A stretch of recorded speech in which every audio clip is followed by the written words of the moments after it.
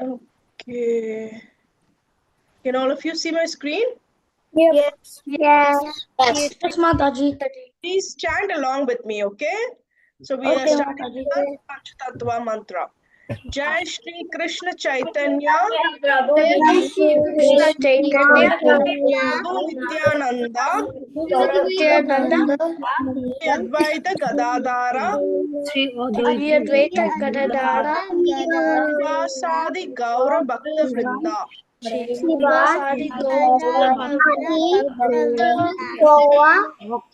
Hare Krishna Hare Hare Rama Rama Rama Hare Hare. Hare Hare, Along with Hare me. Krishna, Hare Hare Krishna Hare Krishna Hare Hare Rama, Hare Rama, Rama Rama, Hare Krishna, Hare Hare Krishna, Krishna Krishna, Hare Hare, Hare Rama, Hare Rama, Hare Hare Krishna, Hare Krishna, Krishna Krishna, Hare Hare Rama, Hare Rama, Rama Rama, Hare Hare Krishna, Krishna Hare Hare, Hare Rama, Rama Rama, Hare Hare Krishna, Krishna Krishna, Hare Hare, Hare Rama, Rama Rama, Hare Hare Krishna, Krishna Hare Hare, Hare Rama, Rama Rama, Hare Hare, Hare Krishna, Krishna Hare Hare Rama, Rama Rama, Hare Krishna, Krishna Hare Hare, Hare Rama, Rama Rama, Hare Hare, Rama Rama Hare Hare Hare Rama, Rama Rama, Hare Hare, Hare Rama Hare Hare Krishna Hare Hare, Hare Rama, Rama Rama, Hare Hare, Hare Hare Krishna Hare Rama, Rama Rama, Hare Krishna, Krishna Krishna, Hare Rama, Rama Rama, Hare Krishna, Krishna Krishna, Hare Rama, Rama Rama, Hare Hare, Hare Krishna, Hare Hare, Hare Rama, Rama Hare Hare, Hare Krishna, Krishna Krishna, Hare Hare, Hare Rama,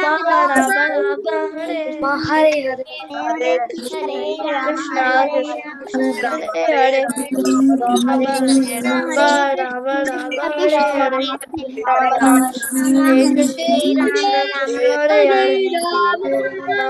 Rama, Hare Hare, Hare Krishna, Krishna Hare Hare, Hare Rama, Hare Hare, Hare Krishna, Hare Krishna, Krishna Hare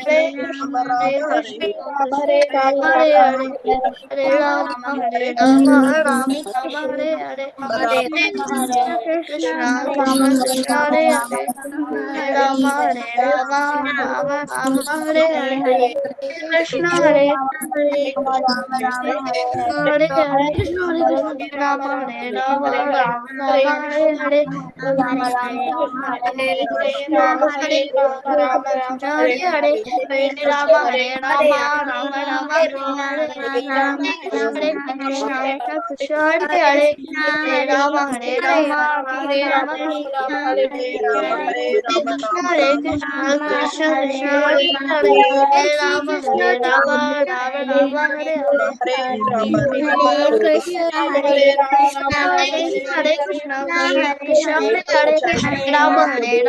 Krishna, Krishna Hare Hare, Hare Krishna, Rama Hare Hare, Hare Krishna, Krishna Krishna Hare Hare, Hare Rama, Rama Hare Hare, Hare Krishna, Krishna Hare Hare, Hare Rama, Hare Hare, Hare Krishna, Krishna Krishna Hare Hare, Hare Rama, Hare Complete Hare, your chanting after the class. Hare Krishna, Krishna So we are going to our last class for Jai our Shri first Krishna week. Chaitanya Prabhu Nityananda. Hope all of you learned your verses, right? Damodarashtakam 1 to 4 verses. And today you'll be learning the 5th verse. Okay, Krishna Prabhu, you can take over. Karthik Prabhu, you're here, right? Okay. Hare Krishna, Karthik Prabhu. Prabhuji, Everyone. can you give me a co-host, Prabhuji? Oh, yes.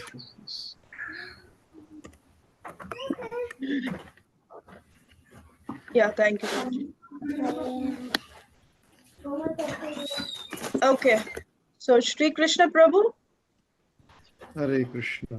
Hare Hare Krishna, Krishna. everyone. How is everyone doing today? Doing good. Hare Krishna. Very nice.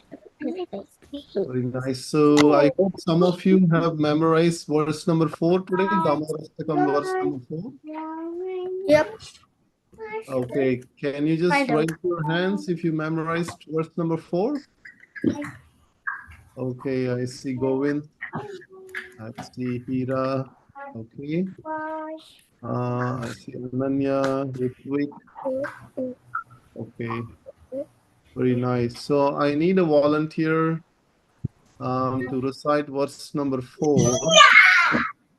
So, any volunteers today? Okay, let's see. Number 4. Like to, I see Ritvik. Anybody else would like to volunteer? Okay, if you would like to volunteer, just raise your hands and I'll pick one of you.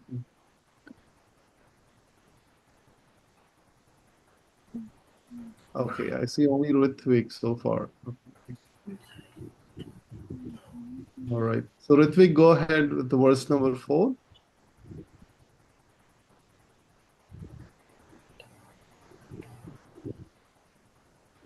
Okay, I think you need help in unmuting. Yeah, you can.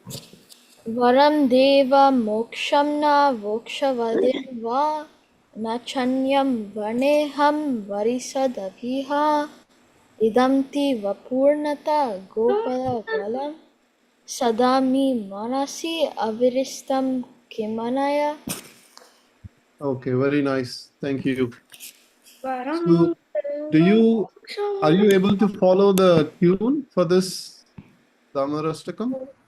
I'm practicing the tune, but the first verse I was able to do the tune. I'm still practicing with the tune. Okay, okay. So the secret of this tune is you have to sing very slowly. So one word by word, very slowly, very clearly.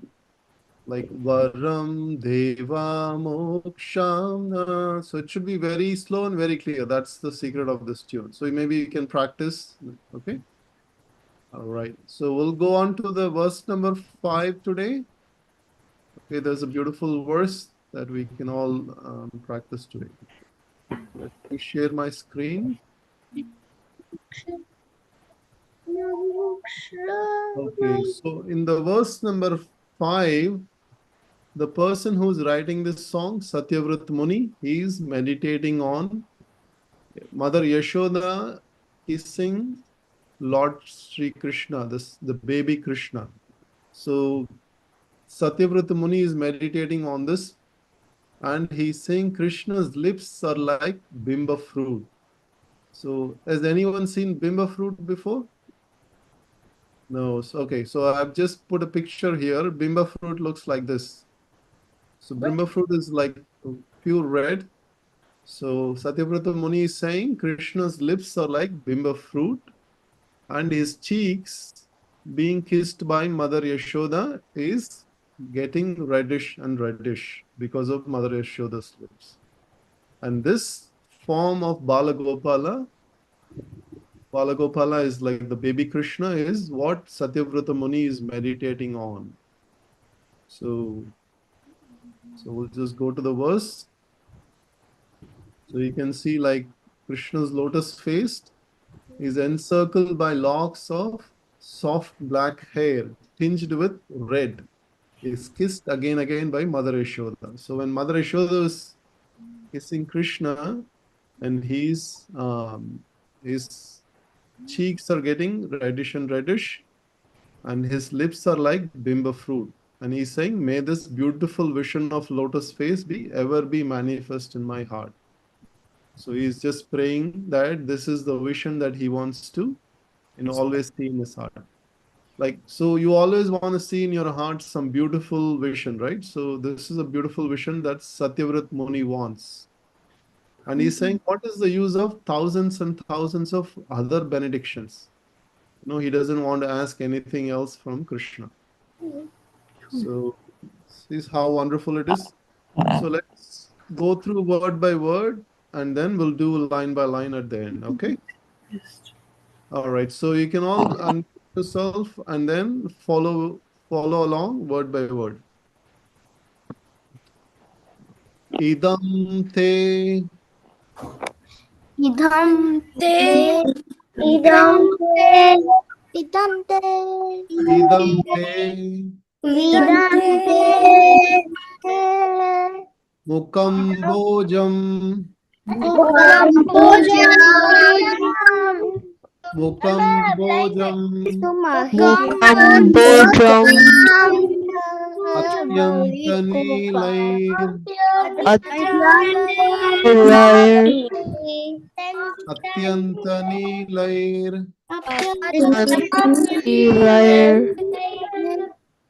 Vritam. Kuntalai.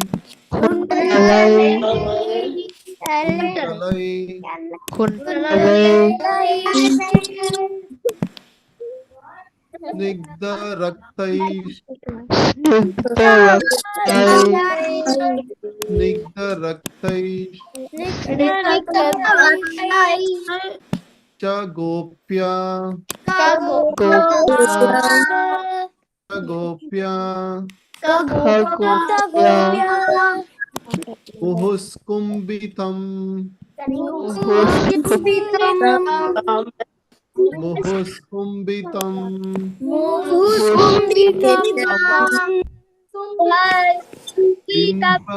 Bimba rakta. Bimba rakta.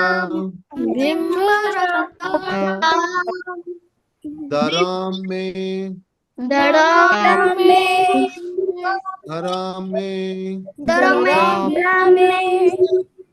Manashi avi. Manashi avi. Rastam alam. Rastam alam. Lakshalabai. Lakshalabai.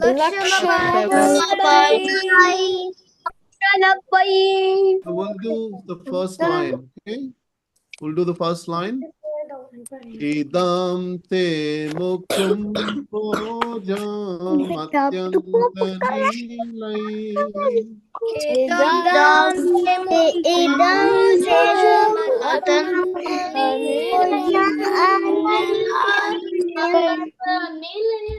Idam te mukum bhojam atyantanilai.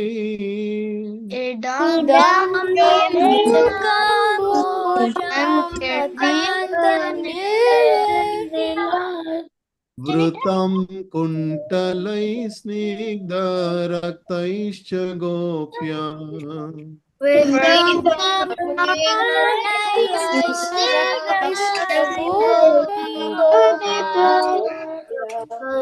Vrutam kuntalai snigdha raktaischa gopya.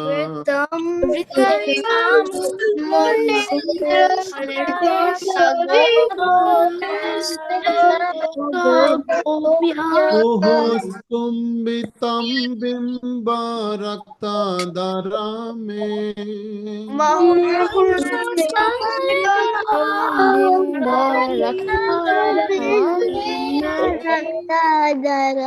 So just focus. This is going to be a little difficult. Mohuskumbi. So there is going to be a gap here. मुहुस्कुम्भितं Bimb रक्ताधरामे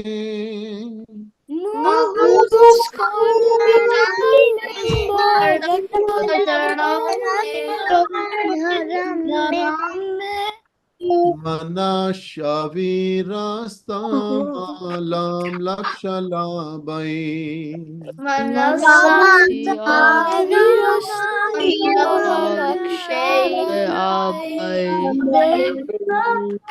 I'll do slowly. Manashya virastam alam lakshalabai.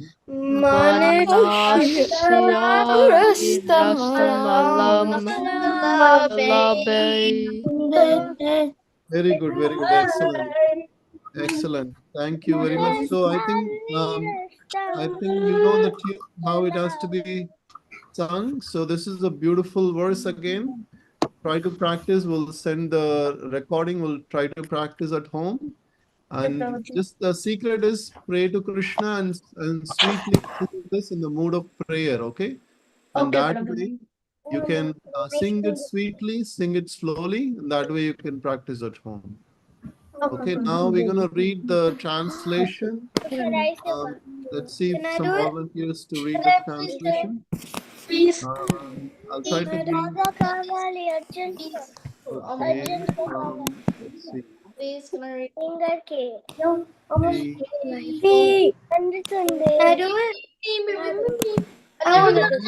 Mute yourself and raise your hand. So, Prabhu will Soma, choose. would you like to go ahead? Soma? Soma, 1 second. Okay, you can unmute yourself.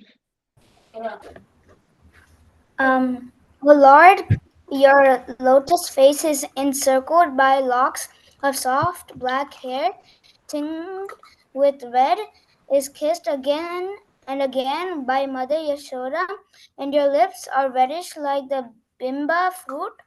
May this beautiful vision of your lotus face be ever manifest in my heart. Thousands of other benedictions are of no use to me. Okay, very nice. Thank you, Soma. And let's see. Govind, would you like to go ahead?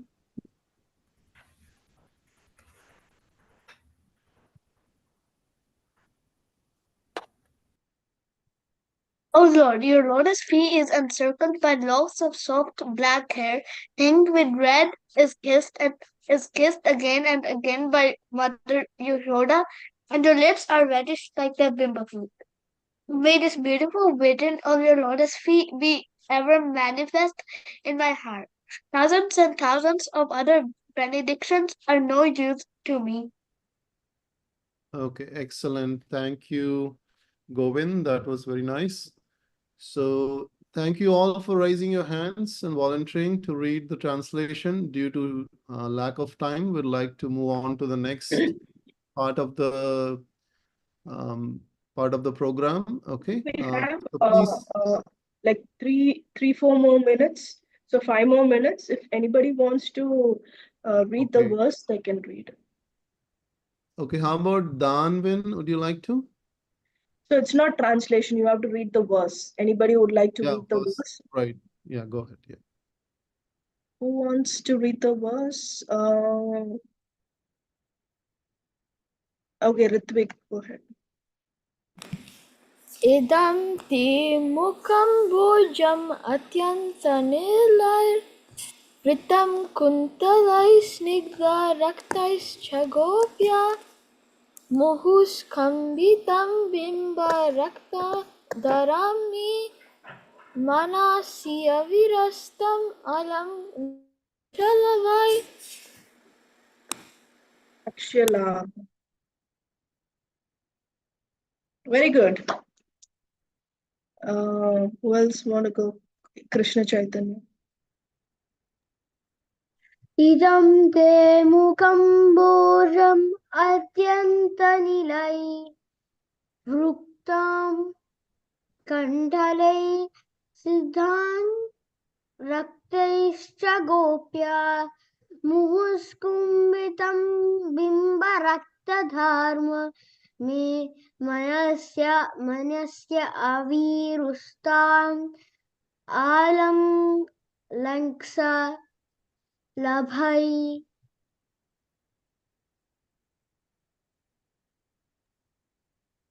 Yeah, nice, very nice. So since many of you are raising your hand, I'm just going to choose two kids at a time, okay? Now Akshit and Jay can go ahead. Both of you together. I'm ready. Yes, together. 1, 2, 3, start.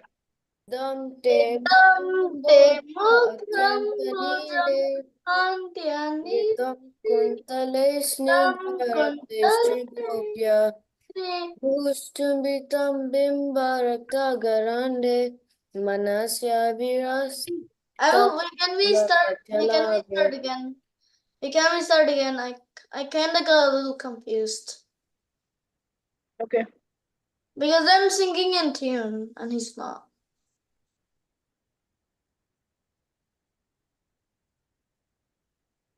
Okay, go ahead.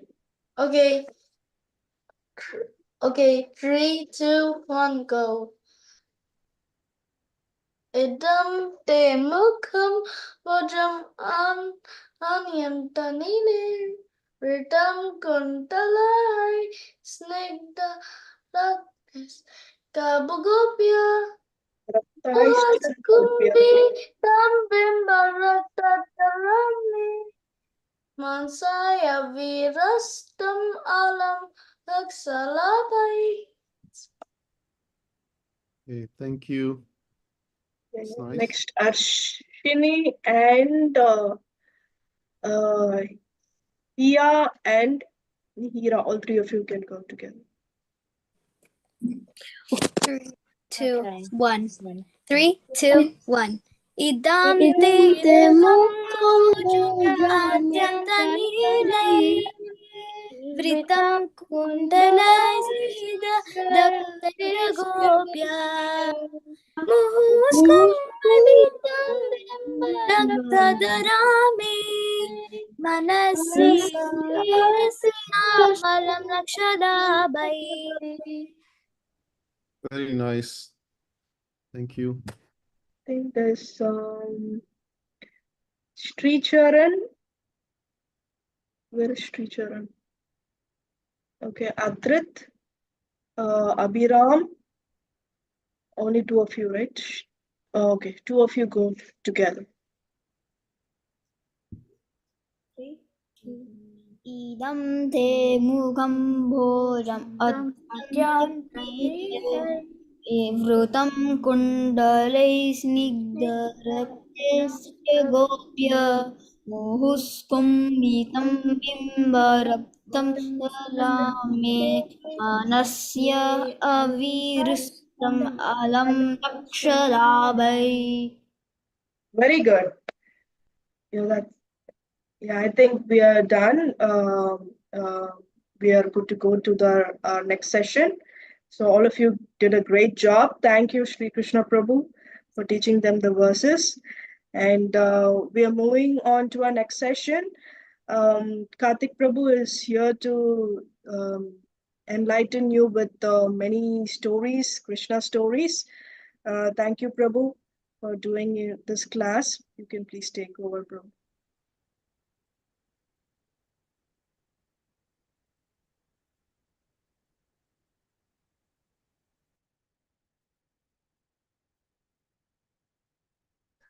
Can you all hear me? Yes, Prabhu, we can hear you. Okay, wonderful. All right, I will share the screen.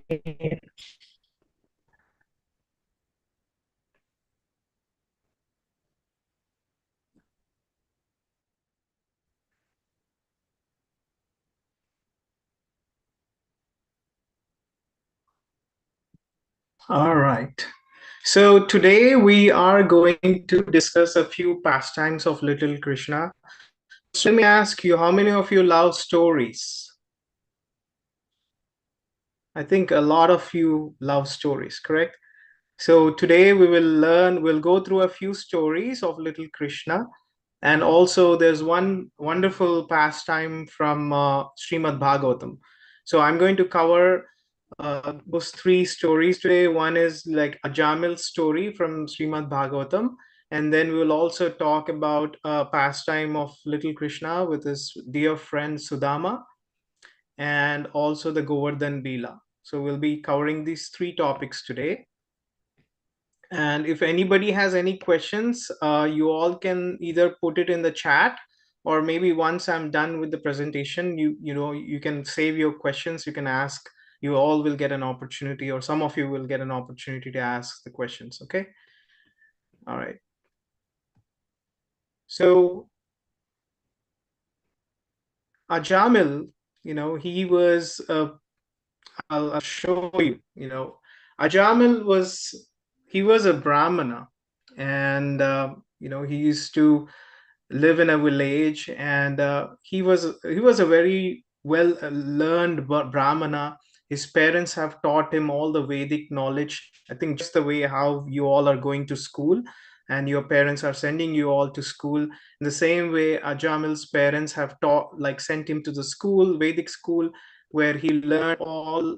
He did a good study on the Vedas and all our scriptures, and he was like a perfect student, just the way how you all are. He was always listening and paying attention to what the teacher is teaching. And one day, when Ajamil was passing by, uh, he noticed there was a beautiful woman. He met her she was from a different background, and he forgot about all his duties, and he got attracted to that woman. And then what he did was, he eventually married her, and then through her he got like 10 sons. And the last son of Ajamil's, he was named as Narayan.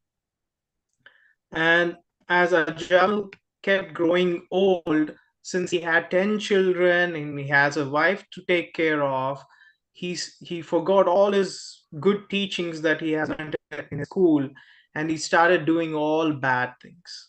What kind of bad things was he doing? He was trying to steal the money from others.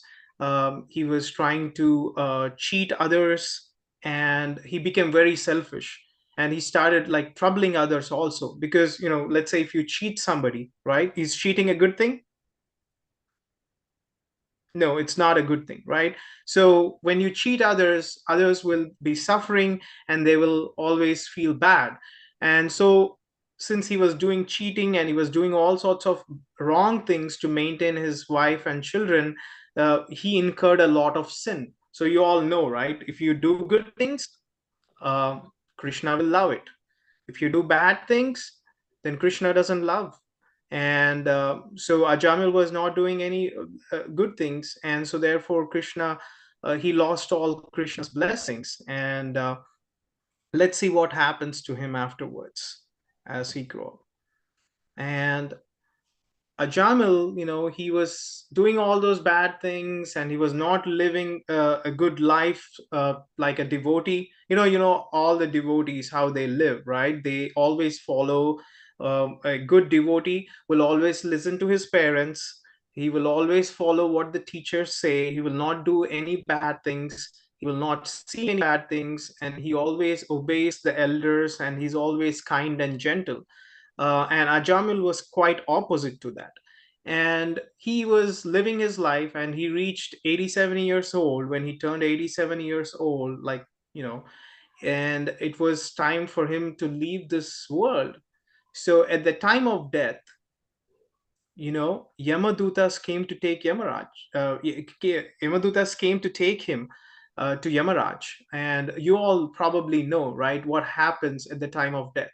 At the time of death, when we accumulate a lot of bad karma, like if you have done a lot of bad things, then who comes and takes you? The Yamadutas will come and take you, because if somebody is doing all bad things or sinful activities, then Yamadutas will come and take them to Yamaraj, and Yamaraj will punish them in the in his court.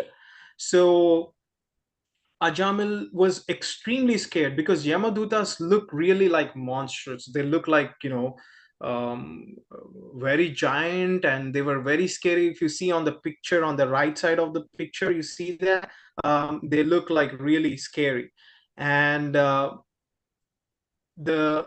Ajamil was extremely scared to see the Yamadutas. And then in that fear, he started calling out, Narayan, Narayan, Narayan. And you all know who Narayan is, right? Narayan was his youngest son. I already told you, right? He was the youngest son of Ajamil. And Ajamil was very much attached to his son Narayan. He was always trying to play with him. He was trying to give him everything that he wants. So he was very attached to Narayan. So at the time of death, because he was attached to his youngest son, Narayan, he just called his name, Narayan, Narayan, when he saw the Yamadutas. And even though he called the name Narayan with an intention to call out his son's name, but you all know who Narayan is, right? Lord Narayan is none other than Lord Vishnu and Lord Krishna himself. So even though Ajamil has called out or chant the names of Lord Narayan without really with an intention to call Lord Narayan or Lord Vishnu, but still the power of the names of the Lord are that the Vishnu Dutas appeared in front of him all of a sudden. And you know who Vishnu Dutas are? Vishnu Dutas are the guardians of Lord Vishnu, and they live in Vaikunta. And then all of a sudden, Ajamil noticed, like when he called Narayan, he saw next to the Yamadutas, the Vishnu Dutas appeared, and the Vishnu Dutas were like, "You are not supposed to touch Ajamil. We are going to take him to Lord Vishnu." And then all of a sudden, Ajamil was like confused, and the Yamadutas. There was a discussion between the Yamadutas and the Vishnu Dutas, who are the guardians of Lord Vishnu. And what was told in that discussion was the Vishnu Dutas have said that just by chanting the name of Lord Narayan, one will not get the reaction towards all the sins that they have done in millions of their lives. So let's say if you have done something wrong in this life or even in your previous life, just by chanting the name of Lord Narayan, the Vishnu Dutas will appear, which means the Lord's names are so pure. Like you all have done chanting, right? Priya Mataji, Gaur Priya Mataji has every day, every single day at the very beginning of the session, you all are chanting the names of Lord Narayan. You're chanting Hare Krishna, Krishna Krishna, Hare Hare, Hare Rama, Rama Rama, Hare Hare.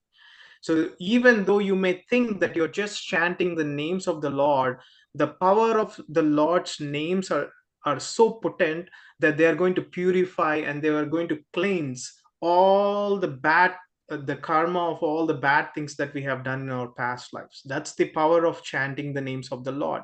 So in this situation, this is what happens. And Vishnu Dutas say that since Ajamil has called the name of Lord Narayan at the time of death, we have come to take him and we are going to protect you from the Yamadutas. And so that's why I think one lesson learned for all of us is that we should always chant the names of the Lord. Whenever you get a chance, every single day, you all should take some time out for chanting the names of the Lord. Because if and only if we remember the Lord, Krishna says, at the time of death, I will give you the power to remember my name. And when we call Krishna's names at the time of death, then who will appear in front of us? The Vishnu Dutas are going to appear, not the Yamadutas. Okay. So then once, when Yamadutas are like totally confused, they don't know who these Vishnu Dutas are and why are they saying that they want to take Ajamil and they're not letting them allow to take Ajamil's soul. So what they do is Yamadutas come to Yamaraj. So if you see on the right in the picture, the Yamadutas came and they were talking to Yamaraj and they were saying, "Oh, my dear Yamaraj, we encountered Vishnu Dutas, and they stopped us from taking Ajamil. And who are these Vishnu Dutas, and why are they not obeying Yamaraja's order, or the Yamaduta's order? And then the Yamaraj says, my dear servants, for you I am the supreme person, but there is some other person who is above me, and there's a person who is the supreme personality of Godhead, who is above everyone, and that's none other than Lord Sri Krishna. So he said that we all need to obey Lord Krishna's words. He is the master of all. And so the Vishnu Dutas are none other than the servants or the guardians of Lord Vishnu, and they're more powerful. And so therefore, Yamaraj tells them that you should always obey what Vishnu Dutas say, because they are the guardians of none other than the Supreme Lord Sri Krishna. So what the Yamadutas understand this, and then also after this they just leave Ajamil right there, and then Vishnu Dutas tell to Ajamil that we will allow you to live for a little more longer than his expected time. And so Ajamil, what he decides is he gives up everything. He gives up his family and everything, and he goes to a place named Haridwar in India. And in Haridwar, every single day he wakes up early in the morning, and he was offering flowers to Lord Krishna and Radha Krishna. He was doing arti, he was cooking food, and he was offering to Krishna with tulsi, and he was chanting the names of the Lord all the time. And then that's how he continues to live. And at the end, when he leaves his body, the Vishnudutas come in a the Vishnu Dutas come in a golden throne. They put him on a golden throne and take him to Vaikunta. So there are some lessons that we need to learn from this whole thing. The first and foremost thing is we should learn that we should always remember Lord Narayana. It's none other than Lord Krishna.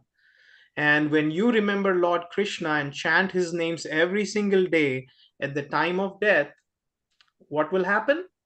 The Krishna gives you the power to remember his name. And when you call his name, no Yamadutas will touch you or come near us. Only the Vishnu Dutas will come and take us to Krishna's abode. The other thing is, what we should learn from this story of Ajamil is that we should avoid bad association. So no matter how good your home, how good your mom and dad you, if it's wrong or bad association, then your mind will go bad and you will start doing backs.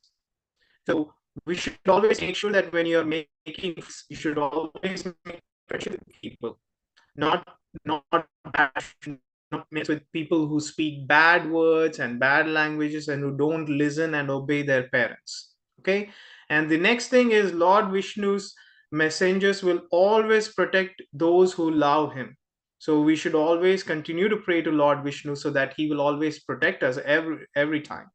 And the other thing what we need to learn is, even if we make mistakes, so nobody's perfect, we all make mistakes, right? Sometimes we don't listen to our parents, sometimes we do bad things. So even though we do those mistakes, as long as we change ourselves and follow the footsteps of the devotees or of the Lord, we can always become happy in our life. And so that's what Ajamil's story teaches us, how that devotion to God will bring a lot of happiness and joy and peace to you. And the other most important thing that we need to learn is, even if we make mistakes, we should sincerely ask for forgiveness. So, like, for example, you did something wrong and your mom and dad are not happy with you, then what are you supposed to do? You should go to your mom and dad, say that, mommy and daddy, I did something wrong, please forgive me, I will not repeat this again. And then your mom and dad will say, oh, that's okay, they will forgive you. So this is some great lesson that we can learn, that first thing is we should try to avoid doing any wrong things or mistakes intentionally. But if unintentionally, if we do something wrong, we should always ask our parents to forgive us. Okay, and if you do something wrong to your sisters or your brothers, then you can ask them for their forgiveness. Okay, and also it's important for us to forgive others also. Okay, if you are asking for forgiveness, then you should also learn how to forgive others. If somebody did something wrong to you, you should excuse them, you should forgive them. All right, so I think I'm going to switch my gears now from Ajamil's story to one of the most favorite friend of Krishna's story. He's none other than Sudama. I'm keeping an eye on the time. I think I got 5 more minutes, so let's make this one a little quicker, okay? Sudama. Sudama, as I think most of you may know, he was the childhood friend of Krishna, and Sudama was a very kind person. Krishna and Sudama and Madhumangal, there are a lot of friends of Krishna. They used to play when he was in Vrindavan. They used to play a lot. They used to have a lot of fun. But then, as Krishna grew older, he became the king of Dwarka, and Krishna had a very big palace.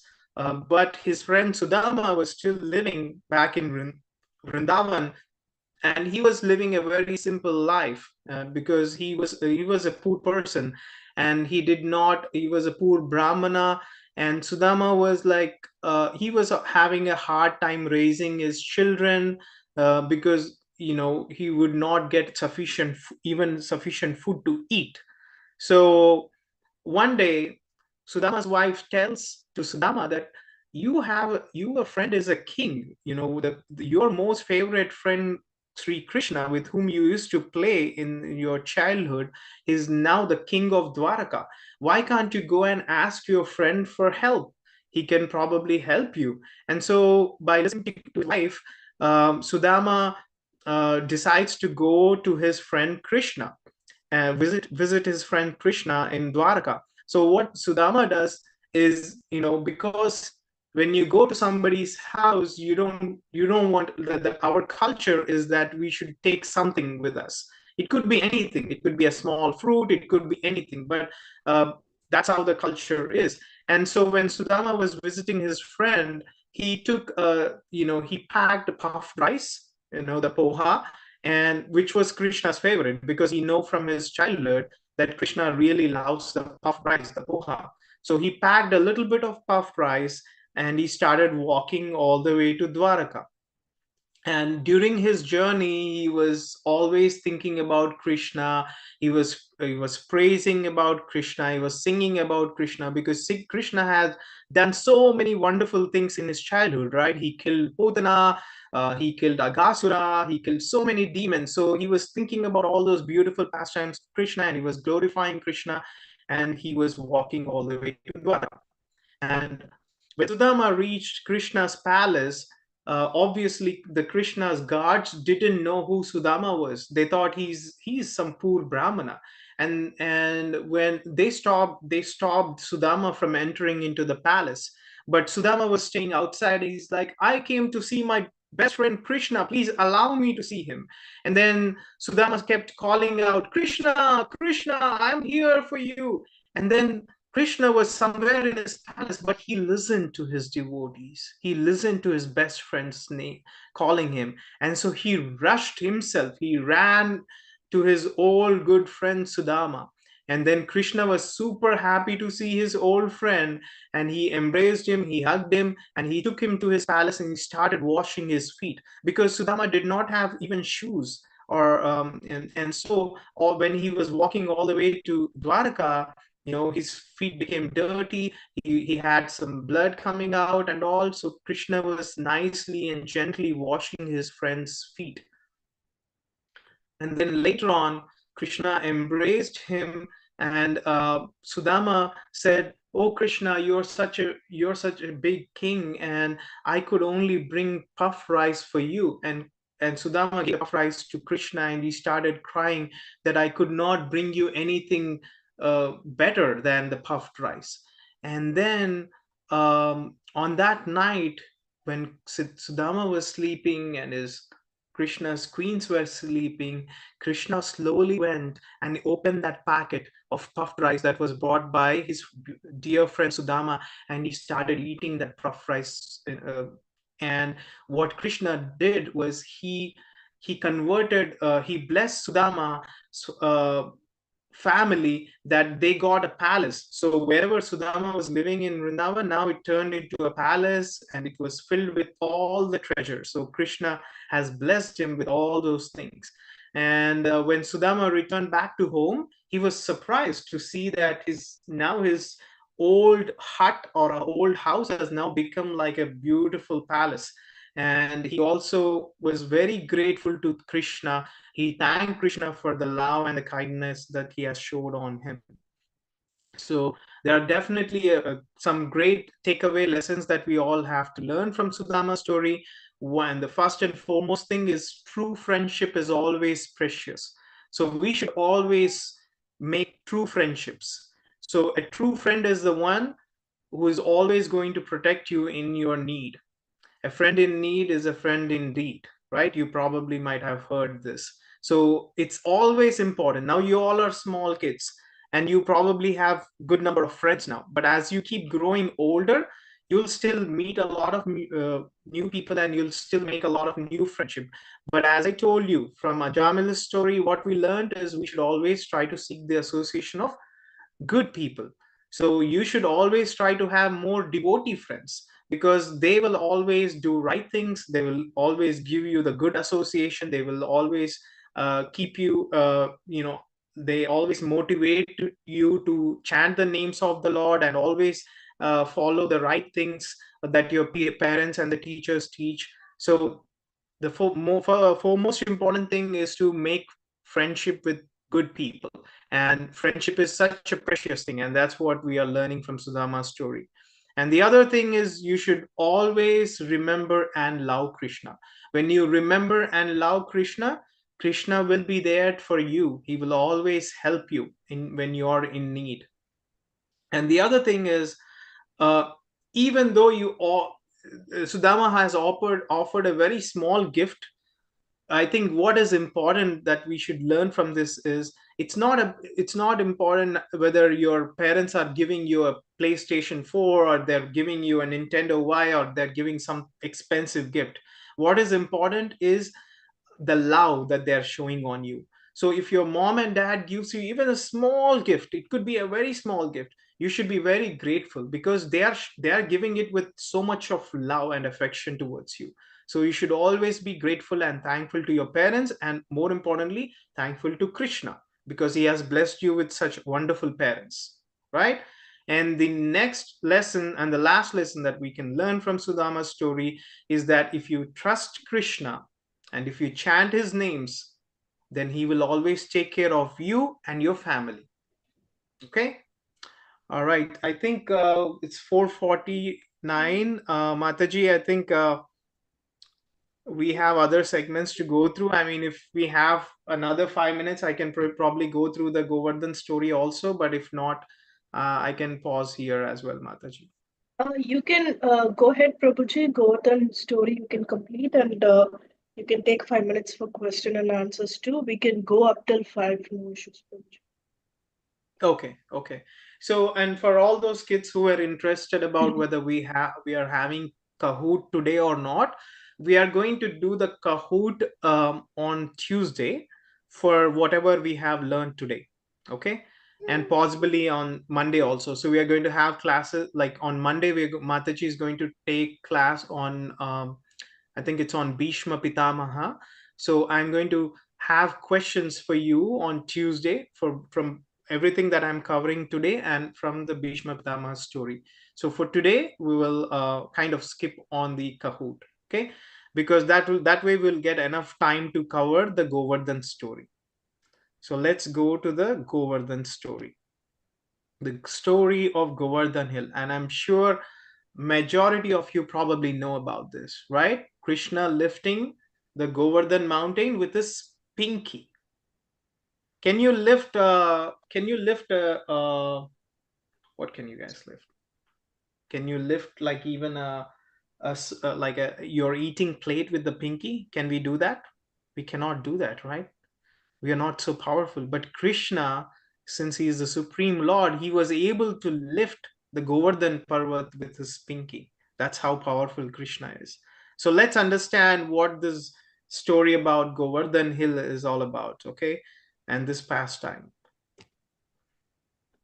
As you all may know, that when Krishna was young, he was living in Vrindavan, and in those days, in Vrindavan, there was a tradition, and the tradition was that all those who live in Vrindavan were worshipping to Indradev and the rain god. You know who is Lord Indra, right? He is the king of the demigods. That's Lord Indra, and you can see his Airavat. His vehicle is an elephant. It's named as Airavat, and this Indra is the demigod. He's the king of the demigods, and every year the Vrajvasis, or the people from Vrindavan, were praying to Indradev, and so that he can allow the rain god to pour rain on their village. So they thought that Indra was always providing rain so that they can raise the crops, the cows can graze, they can graze, and they were getting all the vegetables and fruits. So since the rain was given by the blessings of Indradev, so every year they were doing a big celebration where they would do a yagna, and they would do all their offerings to Indradev. And when Krishna was at that time around 7 years old, and Krishna noticed this, that Indra was becoming super proud, because every year when Vrajvasis were offering all these fruits and all the festivities to him, Indra was becoming super powerful. He had like a lot of pride. He was like, I am the supreme god. Look at these Vrajvasis. All these people are praying to me. I am the supreme lord. That's why they are offering all these things to me. And Krishna noticed that Indra was becoming he's becoming super proud. And so Krishna thought, I need to teach Indra a lesson. So what he did was, he went to his father Nanda Maharaj, and he went to all the elders in the village, and he said that we should, from this year onwards, we should not worship Indra, and instead of Indra we should worship the Govardhan hill. And all the Brajvasis and Nanda Maharaj were saying, oh, why should we worship Govardhan hill? And then Krishna says, because Govardhan hill is providing grass for our cows, and Govardhan hill has trees, and through which we are getting the wood, and through the wood they are burning the wood and they are able to cook the food. And then Govardhan Parvat has all these beautiful trees, and those trees are giving us the fruits. So Govardhan he is the reason why we are getting the rains. So Krishna explained to his parents, Krishna explained to all the people in Vrindavan that we should pray to Govardhan hill instead of Indra. So then after Krishna explained this, all the villagers decided, Vaishvasis decided that, okay, Krishna, we will agree to your proposal and we will worship Govardhan from this year onwards. So on that day, they prepare all the festivities, they prepare all the food, and they go and offer it to Govardhan Parvat. And when Indra hears from his subordinates that this year the Vrajvasis are not offering, or all their food and everything that they have prepared, they're not offering to him, instead they are offering to Govardhan Parvat, Indra became super angry. He was like, how do these Vrajvasis do such a blunder mistake?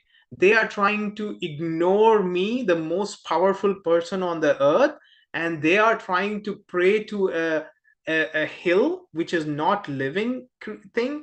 And so he becomes so powerful, he becomes so angry, and he decides to punish the Vrajvasis. And in order to punish them, he sends heavy rains and heavy storm. And when this happens, everybody in the Vraj, all the Vrajvasis were getting scared because the wind was so terrible. The lightning was coming, and all the cows and the animals were getting scared. And then Krishna decides, okay, now I need to protect all my Vrajvasis. And then he lifts the Govardhan Parvat with his pinky finger, and all the Vrajva, and he tells all the Vrajvasis to come under the hill so that they can remain safe from this fearful storms and the thunders that Indra was trying to pour on them. And when Indra saw this and he realized the Krishna's power, then he realized his mistake and his position. He thought, oh, Krishna, he came to Krishna. He said, oh, my dear Krishna, I'm so sorry. I was filled with pride, and I misunderstood what my position is, and please forgive me. So he begged for forgiveness from little Krishna, and he apologized. He requested to Krishna to apologize and forgive him, and then Krishna forgave Indra. And once this was done, the villagers celebrated Krishna's power, because they realized Krishna is none other than the Supreme Lord than himself.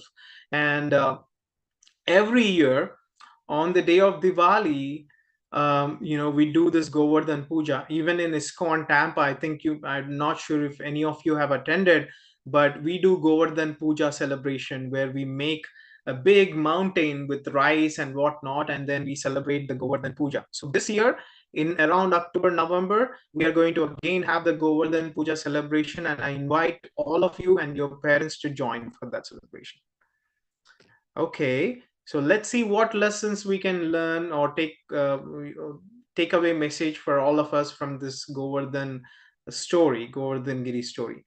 The first and foremost thing is we should always respect Mother Nature and the things that it provides us. So when you see something, we should not put our trash here and there. We should always respect our Mother Nature. Krishna is giving us all these fruits. He's giving us all the greenery. We should always protect them. We should never disrespect our Mother Nature.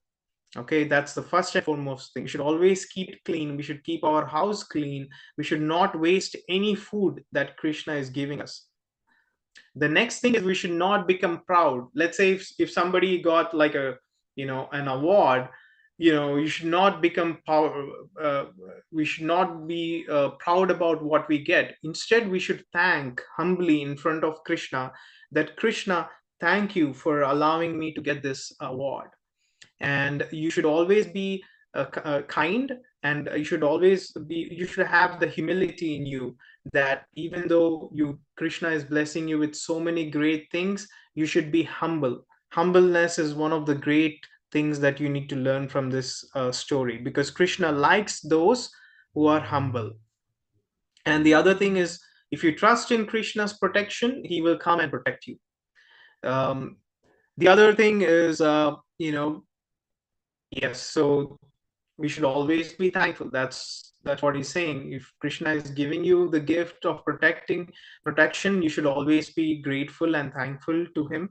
And I think from Indra, we should learn from his experience that we should not we should not have pride. We should be more humble, even though no matter how great of an appreciation we may receive, we should always be humble and kind to others. Okay, so with that, I'm going to conclude today's presentation, and I'll take some questions if anyone has. Okay.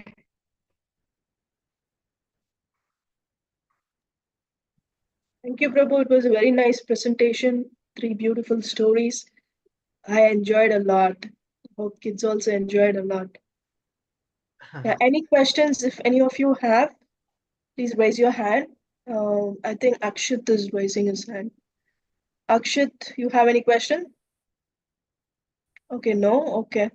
Tirtha Gopal, yes, what is your question? How many people know all the stories? That's your question? Some of them, I think they know, some of them they don't. Sorry, okay, Prits, I had to switch my screens. So yes, Mataji, who has a question is Tirtha Gopal Prabhu. Tirtha Gopal, do you have any other question? No. Okay. Anybody else have question? I don't think anybody has. Prabhu, if you want, you can question them. Like if you Akshit, have- Akshit, you have raised your hand. Do you have any question? he said no.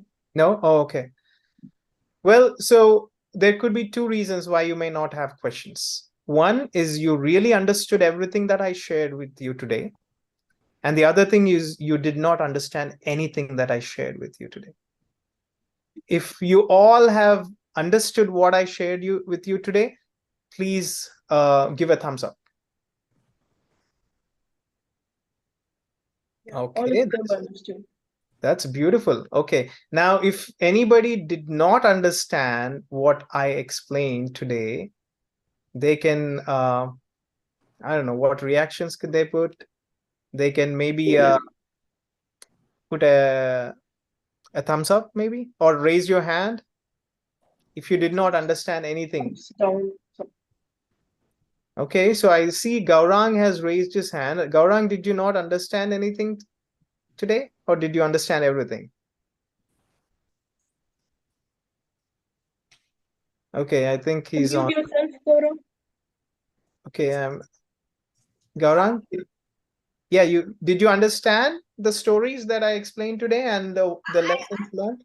I understood story, but I forgot for what was that thing? Like, you know, Pinky, Govardhan Hill. no, not like the story, like the picture and like in that, you know, the picture. You want to see the picture again? No, not the, yeah, like, look, can you like show me the picture? Like, not the one like when in the day put the thunder, like some like I forgot, Yeah. like maybe it was like the god who had a like The Indradev picture. Okay, I'm just quickly sharing my screen. Are you talking about this one? number 24, number 24. Number 24. Okay, so that's Krishna lifting the Govardhan Parvat. Yeah, but why do we have to do Diwali every day? Like every October? Not every day. On the day of Diwali is when this pastime happens. So we celebrate on the day of Diwali. You know, we do Govardhan Puja. Yeah, So but when is Diwali on? When is Diwali I on? think this year Diwali is on November 1st, if I'm not wrong. No, wait. No, it might be actually on maybe October 12th. October 12th? Okay. I don't know. Maybe you can ask your mom and dad. I think they should be able to tell you. Okay. But you can come visit us. We are going to have Govardhan, a celebration on the day of Diwali or during that time. So we would really love to see you and your wonderful parents for that celebration. Okay. Anybody else has any questions? Otherwise, we can pass on to the next session of today's, which is the Sanskrit class by one of our devotees, Monica Mataji.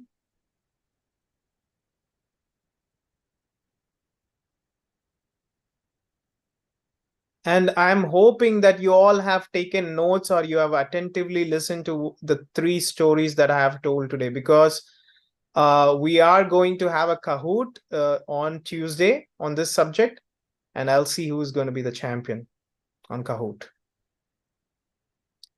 All right. Monica Mataji, please take over, Mataji. Hare Krishna.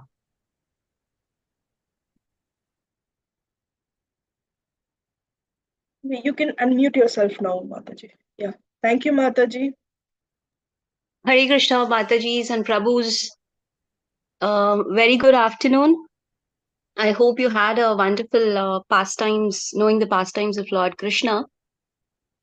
Very quick, I'll share my screen.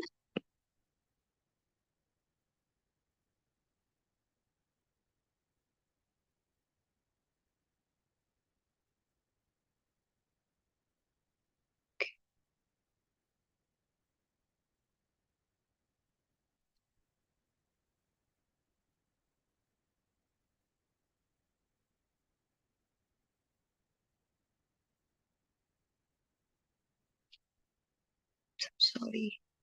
I'm sorry, I'm not able to share. Okay. There's an error popping up.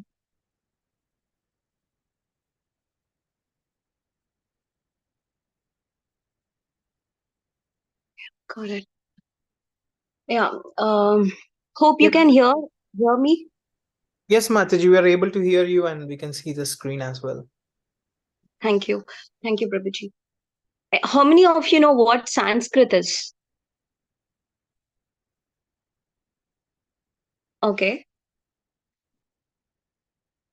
Sanskrit is a very old language of God. We usually say Sanskrit is Deva Bhasha. Okay. What is the purpose of a language? Generally, why do we have to learn a language? Anybody can answer?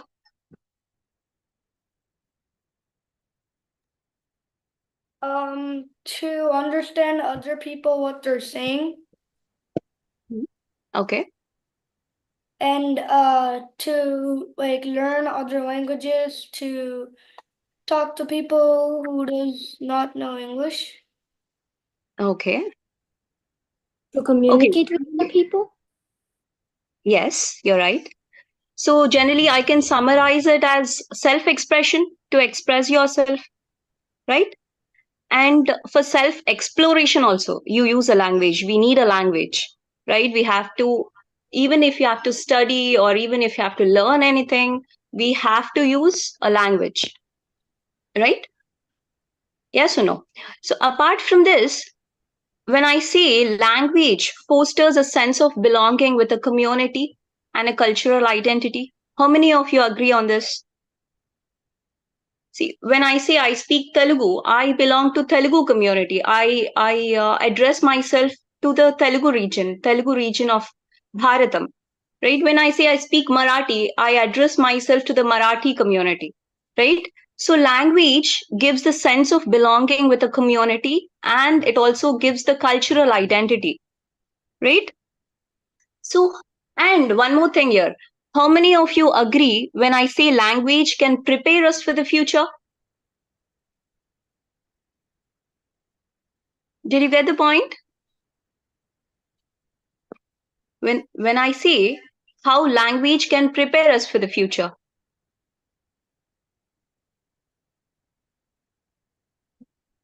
I cannot hear anybody talking. Yeah. How can language prepare us for the future? So, we can speak to people who don't know our language. Mm-hmm. Okay, We can communicate with others. true. So we can Okay. communicate to others to speak about Krishna conscious and Good. preach. Good. Yes, you're right. So this everything comes under self-expression and self-exploration. It comes under that category. But future is something very distant and we are uncertain about it, right? We have to prepare.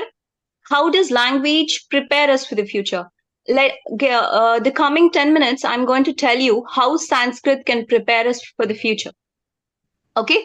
What Sanskrit is, what is its origin, what is the cultural basis of this great language?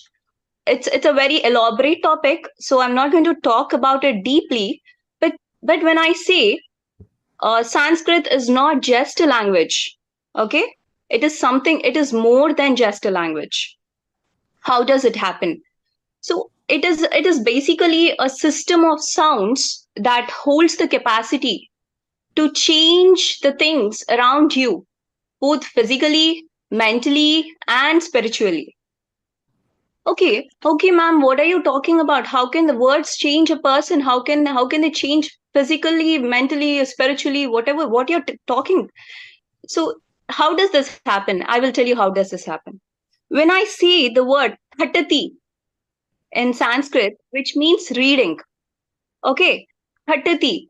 When you utter the word patati, it gives you a feeling, certain feeling that the thing is referring to, right?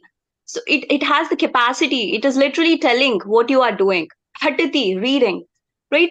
When I say the words like Anandati, Anandati, it means bliss, the bliss within. It's coming from within, right? Anandati. Even you can utter for yourself and get to know. Anandati, the bliss from inside, right? When I say Nrutyati, Nrutyati means literal meaning is dancing. When I say Nrutyati, it's actually giving the feeling of dancing to me. When I say Gachati, Gachati means going. Agachati means coming. So the Sanskrit words are such a rhythmatic, very beautiful language. It will give you a certain feeling that you derive whatever thing derive from doing so. Okay, if we see the history, yes, if we see the history, no other language in the entire world stood the test of time. You know, if you, I'm sure most of you have heard about Latin, Greek languages, right? They were very prominent and relevant during prehistoric era. But now today, you don't find nobody. You see, no one is reading those languages, right? It is outdated now, right? Even Shakespeare English is also outdated. We use contemporary English, but Sanskrit is not like that. It was a 15,000-year-old language. Even today, it is relevant, and it is going to be the future. Okay, how does this happen? Because Sanskrit is connected to our consciousness. It nourishes the mind. And unfortunately, what happened is due to the years of colonization of Bharatiya civilization, we lost the tree that produces this wonderful fruits. Okay, and even today, we lost the access to Bharatiya education, the Gurukula system of education, and the Sanskrit language. Even when I was young, I was not exposed to Sanskrit. We were exposed to English, math, everything in English language. So, but Sanskrit was eventually cut down from our lives by the colonizers, because they know that Sanskrit was the backbone of the society, and to break the backbone of the society and to make the civilization fall, that is what they did, and they successfully did, right? And we Bharatiyas, because of the colonizers and the leftist theories and etc., we adopted the Western education and we ditched our own Bharatiya system of education, right? And we see in the slide here, Sanskrit originates to 1500 BC, right? And it has the origin in Vedas. And when we move on, we see here, it is more than just a language. I already said you. For example, all of you know turmeric. It is a common spice that we use in Indian households, right? From time immemorial, we use it. But this turmeric, if I'm not wrong, is patented by some other country in the West. After knowing the importance of turmeric, turmeric was patented by somebody. Instead of the Bharatam, it is patented by somebody. When I say Bharatam, I'm referring to India. Okay, India is the word given by the colonizers. So actually, our country is Bharatam. Okay. Similarly, NASA gives a shout out to Sanskrit. NASA here gives a shout out to Sanskrit. It says that it is a perfect language, computing language, which is used for artificial intelligence. All of you know what is AI, right? There's no need to explain. AI will be the future, and Sanskrit is being used by these computers to develop the AI, right? So we should be like a torch bearer, of our great dharmic civilization. We have to take the legacy forward by learning Sanskrit, right? If some other Westerners is learning Sanskrit, they're doing research, then why not we? Because our ancestors have worked so hard decoding everything in this universe, right from the medical sciences to the aeronautical spaces and to the astrology, astronomy, and whatnot, right? So if you want to learn, if you want to research, if you want to decode whatever our rishis or whatever our Vedas are there, you have to learn Sanskrit because everything is written in Sanskrit. So Sanskrit is basically like a key to open this unlimited wisdom that you have, right? Here we see the various applications of Sanskrit. Here in the picture you see he is Maharshi Panini. His brain was more like an advanced computer.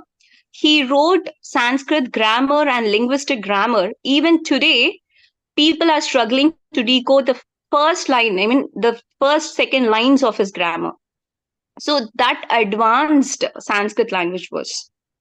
Okay. And then moving on, when I say learn Sanskrit, it is very important. It is our ancestral property. It is our ancestral treasure. So when I say why we should learn Sanskrit, okay, how does Sanskrit affect us? When I say the qualities of Sanskrit become the qualities of your child. What is it? Repeat it again. These qualities of Sanskrit will become the qualities of your child. How does this happen? Let me give you an example now. The Sanskrit word used for beggar is bhikshu. Okay? Beggar means bhikshu in Sanskrit, which means the translation of bhikshu in English, which means venerated person. It is venerated person means a person who attained sanctity or holiness, a great person. And when you say beggar in English, it gives you an image that is contrary with what Sanskrit is telling, right? So let me give you another example. When I say victory in Sanskrit, that means Jaya. Okay? Victory means Jaya. While the loser is called Parajaya. We are not demeaning the person who lost. Oh, he's a loser. We're not demeaning Sanskrit word. Sanskrit is saying the loser as Parajaya, victory of the other. Right? We are not demeaning anybody. It is a very positive language. It is saying you didn't lose, the other person had won.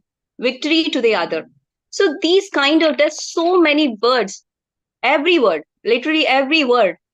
It seeks you with positivity, kindness, and by learning this language, you also imbibe those positivity, and the kindness, and your heart becomes beautiful, precise, looking for good things every time, instead of accusing, instead of envying. Okay, your heart becomes so compassionate. We seek for good in everything. One more interesting thing about Sanskrit. Whenever we get a tough word to read in English, the phonetics is different as well as the spelling is different, right? How many of you often raise the situation, right? I struggle sometimes because the phonics is different and the spelling is different of a new word when you're going to read it. But in Sanskrit, it's a very precise language. When you learn it with fine attention, it will last it forever. You don't need any further assistance because it is very accurate. It is very precise. When you know it, then you know it. So that kind of precision Sanskrit language has. Okay?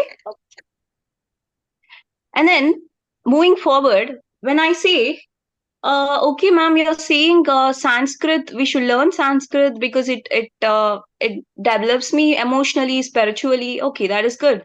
But I want some more benefits. I want something else. So this is for you. How does Sanskrit affect our brain? So the Indian National Brain Research Center did an experiment. Okay, they scanned the brains of 21 Sanskrit Pandits. These Vedic Pandits trained for years memorizing and reciting Vedic texts. Okay, you understand what I'm saying? Ranging from 40,000 to 1 lakh words every day. Okay, they were doing sadhana, practice every day. You know what happened? The Sanskrit language is a very rhythmatic language. The verses entered into this brain, this Pandit's brain, and the memory retention. I mean, the gray matter in the brain, which is important for the memory retention, and the expansion of the memory in the brain has increased by 10%. Imagine we use only 1%, 2% of our brain. So the gray matter is increased by 10%. So with this, we can clearly understand that children who learn Sanskrit, they display the extreme, the marked parameters, including improving their speech, logical thinking, memory retention, etc. Right? What more we can ask for? We have done with spiritually, we are done with emotionally, we are done with physically, the physical aspects as well. Right? Now, prepare for the future. As I already said, AI is becoming a buzzword, right? The new skills are required every day. Skills now, what your father required or mother required to do a job may become outdated by the time you grow up. So new skills are adding up every day. Sanskrit learning would train our brains and they sharpen our innate power. Okay, but how do you start doing this? How do you start doing this? I recommend everybody, every child who is 4 years or above, even if you're in 8 to 15 years of age, you have to start start reading and writing Sanskrit, because it develops the brain, it develops the nervous system, it makes you fully potent of what you are actually capable of. Okay, and Sanskrit is a very tough language. I mean, once you know it, you will know it forever. But the initial stage is a little bit difficult, but consistency is the key. Practice, practice, practice.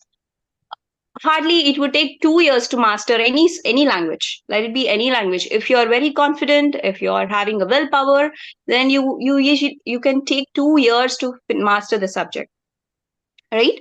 Then you can do the research, then you can explore what is there in our Vedas, what is that our Maharshis did, what was the Pythagoras theorem that was actually formulated by Bhaskaracharya, and what was the book that was written by Bhaskaracharya, that is Leelavati. No, Leelavati has the decimal systems up till 43 digits. According to the Western mathematics decimal system, they named only 25. But Bhaskaracharya had the names for 43 decimal digits. So that precise our Vedas was, that precise our Acharyas was. So if you want to decode, if you want to explore such kind of things, you have to learn Sanskrit, because it is the key for the exploration. Right? And yeah. Remember one thing, Sanskrit is self-energizing subject. Once you develop the taste for it, you will never leave it. You will have a very kind of really revived energy. You have a taste for everything that is beautiful in this world. So Sanskrit is self-empowering as well as self-energizing also. Okay, so prepare ourselves, our future selves would prepare for the future, so that we be grateful to know this richness and the legacy of our ancestors and our forefathers. And our forefathers have given this gift of Sanskrit to the world. And the world is recognizing, whereas we as Bharatiyas are still struggling to collect the fruits that is already hanging to the tree. Right? So I wish everybody of you do a little bit of research on Sanskrit language and get to know about the importance of it. I just told you, but it is now on your part to go ahead and if you wanted to unleash your real potential energy, potent energy of your mind and the body, then you have to learn for Sanskrit. And please go and research for yourself and find out interesting things, and you will definitely not repent on doing so, because you will also thank me for letting you know about Sanskrit. Right? And if you do this, if you learn Sanskrit, then I'm definitely going to say you will be prepared for your future. Okay, and there's a sloka, there's a chant in Sanskrit which goes like this: Yo naras samskrutam vyomni hyalayam ramate muda samskrutam chaiva samskaram vindate natra samshayaha. Which means a person who happily abides in Sanskrit atmosphere till the end of his life will certainly attain Samskriti. Samskriti means culture, right? And samskara. Samskara means the ethics and values of a person. So if you're abiding yourself with Sanskrit language, then definitely you will have Samskriti and Samskara. There is no doubt in it. So that is the meaning of this sloka. And I hope I gave you some insight about Sanskrit language. And I really call out for everybody to be the torch bearers of Samskriti culture, samskara, that is the value and ethics, and Sanatana. Sanatana is nothing but a dharma towards our country, towards our community, towards our people. Basically, doing this, it will prepare you for the future, and that is how we build a nation, and that is how the Bharatiya civilization was. And let us all put our hands and and learn Sanskrit once more and make Bharatam a great country once more. I would like to take up if you have any questions.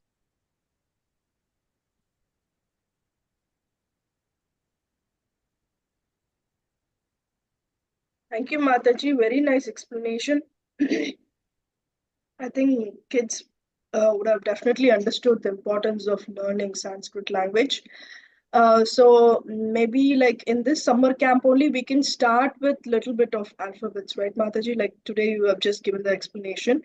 If anybody's interested, maybe next week we can have some time for basic words, letters. Yes, Mataji, sure. Okay, if anybody have any questions, please raise your hands. I think Krishna Chaitanya has a question. Yes, Krishna Chaitanya. No, your hands is raised. Okay, anybody else? I think they don't have questions, but how many of you are interested in learning Sanskrit?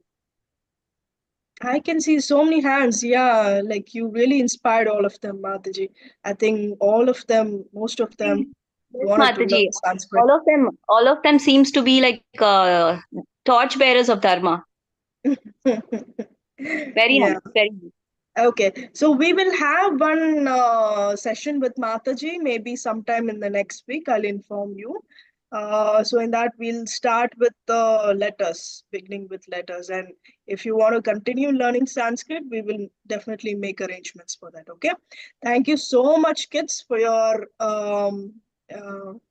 for your attendance for last 5 days. And you're all are great souls. You're listening really very nicely. You're answering questions. You're asking questions. So we all are very proud of you. 1049. So we will meet on Monday. Have a very great weekend. Dhanvan has some question. Yes, Dhanvan. You're able to unmute yourself? Yes. I don't have a question. Okay, your hands was raised. So meet you all on Monday. Till then, have a great weekend. So don't forget to chant every day. Don't forget to offer food to Krishna every day. Okay? Hare Krishna. Hare Krishna, Mataji. Hare Krishna. Mataji, one question. I just have one question for the kids Yes, yes. before we wrap up. How many of you are touching your parents' feet every day after waking up in the morning? How many of you are doing it? Okay, I see 3 hands. Only 3 hands? Oh, 4 hands. Okay, that's good. Well, that's good. I know Nayanabhiram Prabhu has taught you in his class that's one of the important things. If you get the blessings of your parents, then it's like you're getting blessings of Krishna as well. Krishna will be extremely happy. So if you want to really please Krishna, then you should listen to your parents and take their blessings every day. Okay? Okay. All right. If somebody is not doing, then please do it from tomorrow onwards. And I'll again check with you all.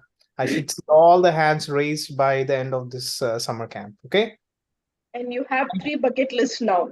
Chanting every day, offering food to Krishna every day, and taking blessings from your parents every day. Okay, so these are the 3 bucket lists you need to follow. Okay, we'll follow up on you on Monday.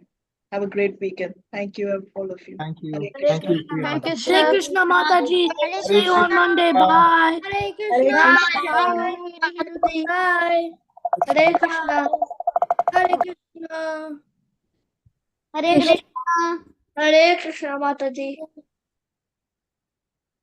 Prabhuji, I think you're the